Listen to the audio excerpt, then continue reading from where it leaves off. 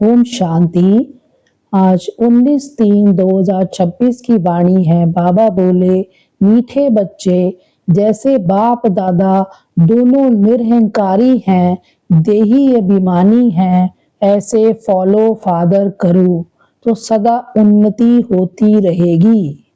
तो बाबा ने क्या बोला, जैसे बाप दादा दोनों निरंकारी हैं और देही अभिमानी है, इस तरह से बाबा ने कहा उनको फॉलो करो तो आपकी सदा उन्नति होती रहेगी। प्रश्न पूछा बाबा ने, ऊंच पद की प्राप्ति के लिए कौन सी खबरदारी रखना बहुत जरूरी है। उत्तर में समझाया, ऊंच पद पाना है तो खबरदारी रखो कि मनसा से भी किसी को मेरे द्वारा दुख न हो। मनसा से भी यानी मन में भी मेरा किसी के प्रति कोई व्यर्थ, कोई नेगेटिव भाव न हो। दूसरा, किसी भी परिस्थिति में क्रोध न आए। और तीसरा, बाप का बनकर बाप के कार्य में, रुद्र ज्ञान यज्ञ में विघ्न रूप न बने। है ना, विघ्न रूप न बने मतलब कि बिहेवियर अपना बहुत अच्छा है, क्योंकि भगवान जो ये यज्ञ, भगवान ने जो यज्ञ रचा है, तो उसमें भगवान क्या कर रहा है, भगवान का काम क्या है, दुनिया को पावन बनाने का काम है ना। तो कैसे पावन बनता है, हमारे पॉजिटिव वाइब्रेशन से बनता है पावन।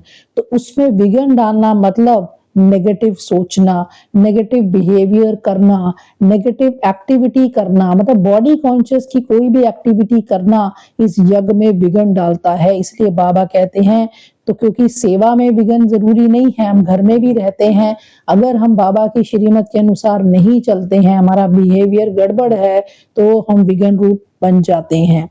अगर कोई मुख से बाबा बाबा कहे और चलन रॉयल न हो तो ऊंच पद नहीं मिल सकता। ये देखो बाबा कितनी बड़ी बात कह रहे हैं। आपको बाबा से बहुत प्यार हो, बाबा बाबा करते रहो, लेकिन चलन कैसी है आपकी, आपका जो एक्टिविटी है, आपका जो बिहेवियर है, वो रॉयल होना चाहिए।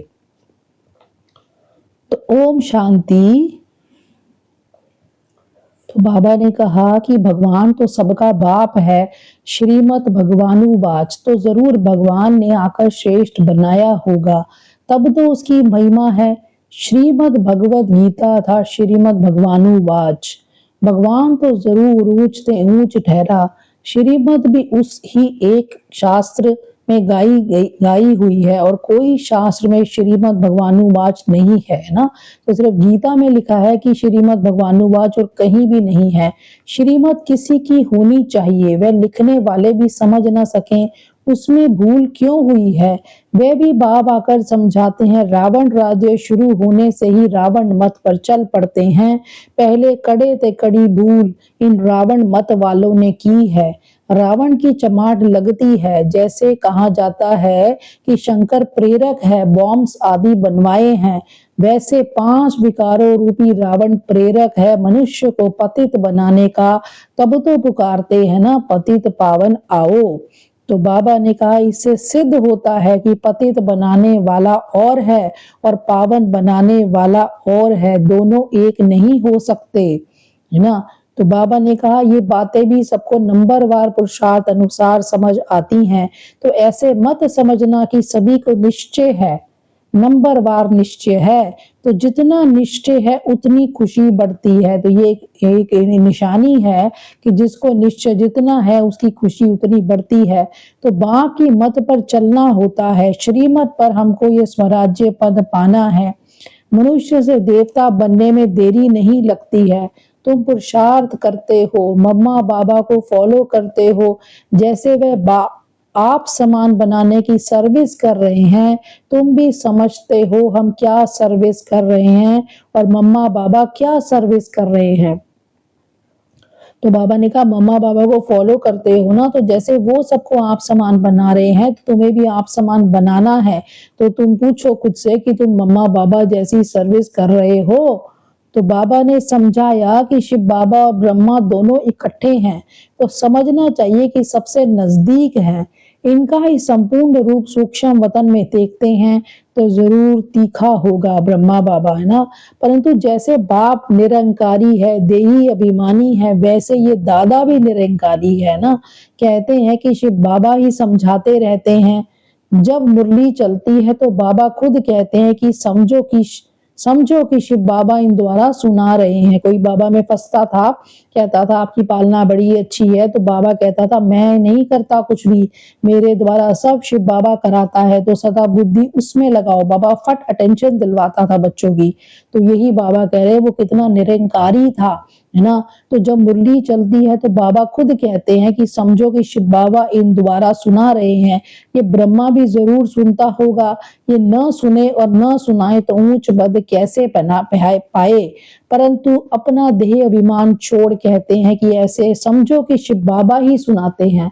तो वो उनकी निरंकारितापन बता रहे हैं कि वो भी सुनते थे, लेकिन फिर भी वो यही बोलते हैं कि शिव बाबा सुनाते हैं, हम पुरुषार्थ करते रहते हैं, शिव बाबा ही समझाते हैं। बाबा ने कहा मुख्य बात बाप ने याद की यात्रा सिखलाई है, इसमें देह अभिमान नहीं रहना चाहिए। अच्छा कोई मुरली नहीं सुना सकते तो याद की यात्रा पर रहो, यात्रा पर रहते मुरली चला सकते हैं, परंतु यात्रा भूल जाते हैं तो भी हर्जा नहीं। मुरली चलाकर फिर यात्रा पर लग जाओ, क्योंकि वह वाणी से परे वानप्रस्थ अवस्था है। तो बाबा का मैं कह रहे हैं कि याद को इम्पोर्टेंस दो, याद करते रहो, याद की यात्रा में रहो। तो मुरली के बीच में याद नहीं रहती, तो बाबा ने कहा मुरली चला लो, उसके बाद याद कर लो। तो मुरली चलाकर फिर यात्रा पर लग जाओ, क्योंकि वह वाणी से परे वानप्रस्थ अवस्था है। मूल बात है देही अभिमानी हो, बाप को याद करते रहो और चक्र को याद करते रहो। तो बाबा ने आज कल भी ये होमवर्क दिया था कि चक्र को याद करना है, तो आज भी बाबा करे देही अभिमानीपन बाप को याद करो और चक्र को याद करो, किसी को दुख ना दो, यही समझाते रहें बाप को याद करो। ये है यात्रा। मनुष्य जब मरते हैं तो कहते हैं स्वर्ग पधारा, अज्ञान काल में कोई स्वर्ग को याद नहीं करते हैं। स्वर्ग को याद करना माना यहाँ से मरना, क्योंकि स्वर्ग में कब जाएंगे, जब यहाँ से मरेंगे। तो बाबा ने कहा ये तो गलत बात है, यहाँ से जाता तो कोई नहीं है ना, दूसरे जन्म में जाता है। ऐसे तो कोई याद नहीं करते, अभी तुम बच्चे जानते हो हमको वापस जाना है। बाप कहते हैं जितना तुम याद करेंगे उतना खुशी का पारा चढ़ेगा, वर्षा याद रहेगा। जितना बाप को याद करेंगे उतना हर्षित भी रहेंगे। बाप को याद न करने से मूंझते हैं ना, कंफ्यूज रहते हैं, गुटखा खाते रहते हैं, तुम इतना समय याद कर नहीं सकते। बाबा ने आशिक माशूक का मिसाल बताया है, वह भल धंधा करते हैं और वह भल चरखा चलाती रहती। आशिक माशूक की बता रहे हैं कि वो चाहे धंधा करता है और वो चाहे चरखा चलाती है, लेकिन उसके सामने माशूक आकर खड़ा हो जाता है, तो मतलब वो एक दूसरे को सदा याद करते रहते हैं। तो बाबा ने कहा यहाँ तो तुम्हें बाप को याद करना है, क्योंकि वो ही सबका माशूक है। तो तुम बच्चे लिखते हो कि बाबा आप हमको याद करते हो, अरे तो सबका माशूक है वह, फिर तुम आशिकों को याद कैसे कर सकेंगे, हो नहीं सकता। वह है ही माशूक, आशिक बन नहीं सकता, तो वो थोड़ी तुम्हें याद करेगा, क्योंकि वो तो माशूक है। आशिक याद करते हैं ना माशूक को। तो बाबा कहते हैं मेरे को तो तुम्हें याद करने की दरकार नहीं है, वह है ही माशूक, आशिक बन नहीं सकता। तुमको ही याद करना है, तुम हर एक को आशिक बनना है उस एक माशूक का। अगर वह आशिक बने तो कितने को याद करे, क्योंकि हमारे लिए तो वो एक ही है ना सबके लिए, लेकिन उसके लिए तो इतने बच्चे हैं।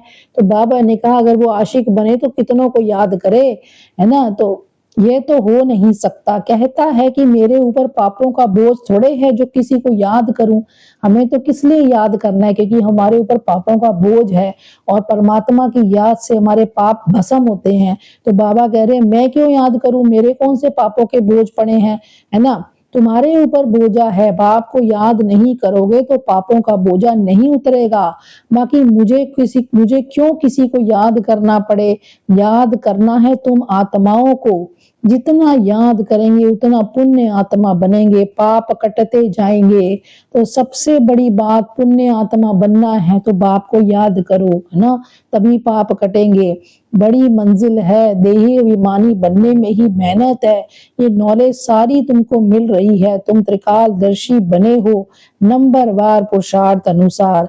सारा चक्र तुम्हारी बुद्धि में रहना चाहिए। बाप समझाते हैं तुम लाइट हाउस हो ना, तो लाइट हाउस क्या करता है? रास्ता दिखाता है। जब शिप्स के बीच में लाइट हाउस लगा होता है तो उनको रास्ता मिलता है कि इस तरफ लाइट है, इस तरफ जाना है। ऐसे ही बाबा कह रहे हैं तुम लाइट हाउस हो तो सबको रास्ता बताओ, हर एक को रास्ता बताने। तो बाबा ने कहा कि तुम लाइट हाउस हो, हर एक को रास्ता बताने वाले हो। शांति धाम और सुख धाम का, किसका रास्ता बताना है? शांति धाम और सुख धाम का। ये सब नई बातें तुम सुनते हो, जानते हो कि बरोबर हम आत्माएं शांति धाम की रहने वाली हैं। यहाँ पाठ बजाने आते हैं, हम एक्टर हैं। तो ये सारा दिन हमें याद रखना है कि मैं आत्मा शांति धाम की रहने वाली इस दुनिया में पाठ बजाने आई हूँ, मैं एक्टर हूँ। यही चिंतन बुद्धि में चलता रहे तो मस्ती चढ़ जाए ना, फिर तो मस्ती चढ़ जाए। बाप ने समझाया है आदि से लेकर अंत तक तुम्हारा पाठ है। अभी कर्मातीत अवस्था में जरूर जाना है, फिर गोल्डन एज में आना है। इस धुन में रहते अपना कल्याण करना है। सिर्फ पंडित नहीं बनना है, मतलब सिर्फ ज्ञान देने वाला नहीं बनना है, दूसरों को ज्ञान देने वाला नहीं बनना है, खुद भी प्रैक्टिकली करना है। तो बाबा ने कहा दूसरों को सिखाते रहेंगे, खुद उस अवस्था में नहीं रहेंगे तो असर पड़ेगा ही नहीं, है ना।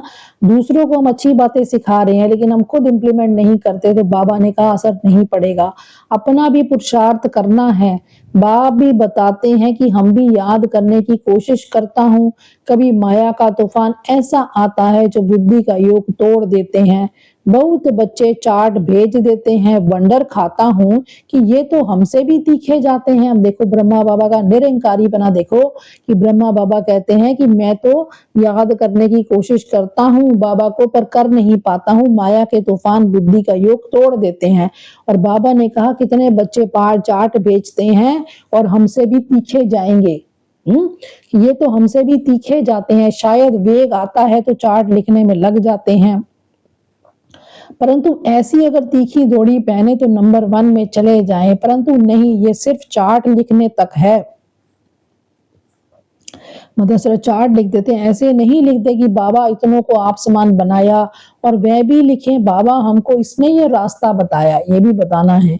ऐसा समाचार नहीं आता है तो बाबा क्या समझेंगे? सिर्फ चार्ट भेजने से काम नहीं चलता है। तो बाबा ने कहा सिर्फ चार्ट नहीं लिखना कि मैंने आज इतनी देर याद किया, उसमें ये भी लिखो कि मैंने कितनों को आप समान बनाया और मुझे किस आत्मा ने रास्ता बताया उसको भी बताओ।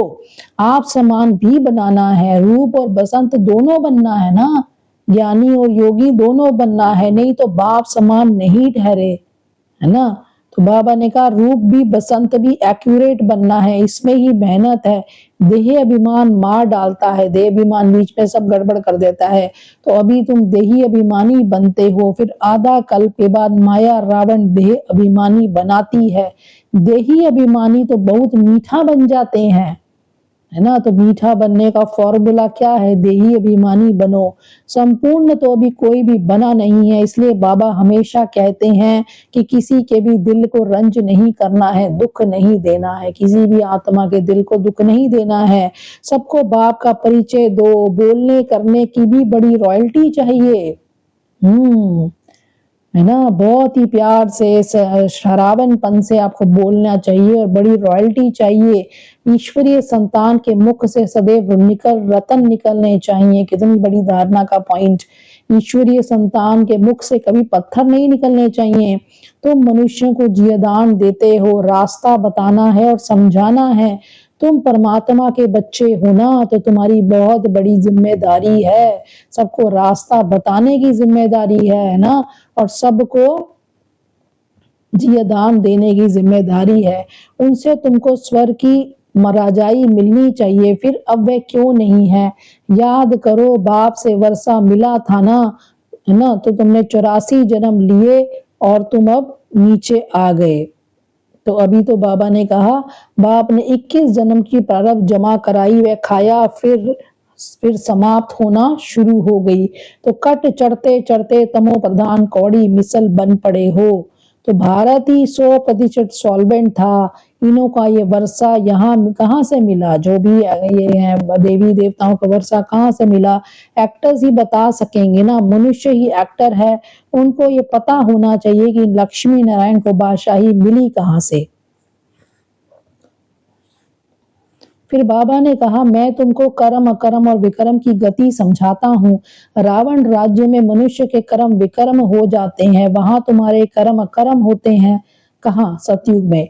वह है देवी दृष्टि, मैं रचता हूँ तो जरूर मुझे संगम पर आना पड़ता है। बाबा ने कहा, ड्रामा बड़ा वंडरफुल बना हुआ है और इसको समझने की बड़ी अच्छी बुद्धि चाहिए, यानी ड्रामा को समझने के लिए बड़ी अच्छी बुद्धि चाहिए। तो बाबा ने कहा उसके बाद विचार सागर मंथन करना चाहिए जिससे सब कुछ समझ आए। तो ये बना बनाया अनादि ड्रामा है, तो तुम बच्चों को आप समान सदा सुखी बनाना है। ये तुम्हारा धंधा है, पतितों को पावन बनाना। जैसे बाप का धंधा वैसे तुम्हारा धंधा। तो बाबा ने कहा, तुम्हारा मुखड़ा सदैव देवताओं जैसा हर्षित होना चाहिए खुशी में। तुम जानते हो विश्व के मालिक बनते हैं, तुम हो लवली चिल्ड्रन। कितना अच्छा बाबा ने फरमान दिया है ना। क्रोध पर बड़ी खबरदारी रखनी है। बाप आए हैं बच्चों को सुख का वर्षा देने, स्वर्ग का रास्ता सबको बताना है। बाप सुख करता दुख हरता है, तो तुमको भी सुख करता बनना है ना। तो यानी मेरे संकल्पों से भी सबको सुख मिले, मेरी वाणी से भी सबको सुख मिले, मेरे कर्मों से भी सबको सुख मिले, किसी को मुझे दुख नहीं देना। इसलिए बाबा ने कहा तुम सुख सुख करता हो दुख हरता हो, है ना। किसी को दुख नहीं देना है, दुख देंगे तो तुम्हारी सजा 100 गुना बढ़ जाएगी। कोई भी सजा से बच नहीं सकता। एक बार विक्रम कर दिया, उसकी सजा निश्चित हो गई। तो बाबा ने कहा बच नहीं सकते तुम। बच्चों के लिए तो खास ट्रिब्यूनल बैठती है। बाप कहते कि तुम बिगड़ डालेंगे तो बहुत सजा खाएंगे। कल्प कल्पांतर तुम साक्षात्कार करेंगे कि फलाने फलाने ये बनेंगे। आगे जब देखते थे तो बाबा मना करते थे कि न सुनाओ, अंत में तो एक्यूरेट मालूम पड़ता जाएगा। आगे चलकर जोर से साक्षात्कार होंगे, वृद्धि तो होती जाएगी, आबू तक क्यों लग जाएगी। बाबा से कोई भी मिल नहीं सकेंगे, कहेंगे ओ प्रभु तेरी लीला। यह भी गाया हुआ तो है ना, विद्वान पंडित आदि भी पीछे आएंगे, उन्हों के सिंहासन भी हिलेंगे। तुम बच्चे तो बहुत खुशी में रहेंगे। जिसने बाबा को पकड़ा होगा, जिसने अपना याद की यात्रा पूरी करी होगी, वो खुशी में रहेगा, है ना। तो बाबा ने कहा कि एक बाबा ने आज अलग तरह से याद प्यार दी। तो बाबा ने कहा मीठे मीठे सिकिलदे बच्चों प्रति मात पिता बाप दादा का याद प्यार। ऐसी याद प्यार एक ही बार मिलती है। जितना तुम याद करते हो उतना तुम प्यार पाते हो। विक्रम विनाश होते हैं और धारणा भी होती है। बच्चों को खुशी का पारा चढ़ा रहना चाहिए। जो भी आए उनको रास्ता बताएं। बेहद का वर्षा बेहद के बाप से पाना है, कम बात है क्या। ऐसा पुरुषार्थ करना चाहिए। फिर बाबा ने फिर फाइनल दिया कि मीठे मीठे सिकिलदे बच्चों पति रूहानी बाप दादा का याद प्यार और गुड मॉर्निंग। रूहानी बाप की रूहानी बच्चों को नमस्ते। हम रूहानी बच्चों की रूहानी बाप दादा को गुड मॉर्निंग और नमस्ते। तो धारणा के लिए बाबा ने पॉइंट्स बताए कि बोलने चालने में बहुत रॉयल बनना है, मुख से सदैव रतन निकालने हैं, आप समान बनाने की सेवा करनी है, किसी की दिल को रंज नहीं करना है। दूसरा पॉइंट, क्रोध पर बड़ी खबरदारी रखनी है, मुखड़ा सदैव देवताओं जैसा हर्षित रखना है, स्वयं को ज्ञान योग बल से देवता बनाना है। फिर वरदान दिया बाबा ने, पावरफुल दर्पण द्वारा सभी को स्वयं का साक्षात्कार कराने वाले साक्षात्कार मूर्त भव। जैसे दर्पण के आगे जो भी जाता है उसे स्वयं का स्पष्ट साक्षात्कार हो जाता है ना। जब हम दर्पण के आगे यानी शीशे के आगे जाते हैं तो हम पूरा हमारा सही से हमारी शक्ल दिखती है। लेकिन अगर दर्पण पावरफुल नहीं है ना, दर्पण में दाग लगे हैं, दर्पण क्लीन नहीं है, तो रियल रूप के बजाय और ही रूप दिखाई देता है। होगा पतला दिखाई देगा मोटा। ऐसे होते हैं ना कई शीशे, जिसके अंदर पतला होता है तो मोटा दिखाई देता है। इसलिए ऐसे पावरफुल दर्पण बन जाओ जो सभी को स्वयं का साक्षात्कार करा सको। कि ऐसे मैं इतनी आत्मिक स्थिति में आ जाऊं कि मैं एक दर्पण बन जाऊं और जो भी मेरे संपर्क में आए उसको भी अपनी स्वस्थिति का साक्षात्कार हो जाए, उसको भी एहसास हो जाए कि वो आत्मा है। तो बाबा ने कहा उसको स्वयं का साक्षात्कार करा सको, अर्थात आपके सामने आते ही देह को भूल अपने देही रूप में स्थित हो जाए, है ना। इतनी ज्यादा बाबा ने बोला प्रैक्टिस चाहिए। जैसे ब्रह्मा बाबा थे, मम्मा थे, उनके आगे कोई भी आता था, कितनी हमारी दादियां थी, वो अपनी देह को भूल जाते थे, देही रूप में स्थित हो जाए। वास्तविक सर्विस ये है, इसी से जय जयकार होगी। स्लोगन दिया, शिक्षाओं को स्वरूप में लाने वाले ही ज्ञान स्वरूप प्रेम स्वरूप बनते हैं। जो बाबा शिक्षा देता है उसको स्वरूप में जो लाता है वो ज्ञान स्वरूप और प्रेम स्वरूप बन जाता है। फिर बाबा ने व्यक्त इशारा दिया, बाप में तो निश्चय है लेकिन अपने में भी निश्चय बुद्धि होकर कार्य करो तो फिर विजय ही विजय है। अब बाबा पे तो निश्चय होता ही है लेकिन अपने पे नहीं होता ना कि मैं कर भी पाऊंगी कि नहीं कर पाऊंगी। तो बाबा ने कहा अपने पे भी निश्चय होना चाहिए, तभी विजय होगी। विजय के आगे समस्या कोई चीज नहीं है, क्योंकि निश्चय है ना, मैं कर सकती हूँ। फिर वह समस्या नहीं फील होगी लेकिन खेल फील होगा। खेल खुशी से किया जाता है। कोई कार्य सहज होता है तो कहा जाता है ये तो बाएं हाथ का खेल है, अर्थात सहज है। तो ये भी बुद्धि का खेल हो जाएगा, खेल से घबराएंगे नहीं। तो ये थे आज बाबा के मुख्य मुख्य बिंदु। ओम शांति।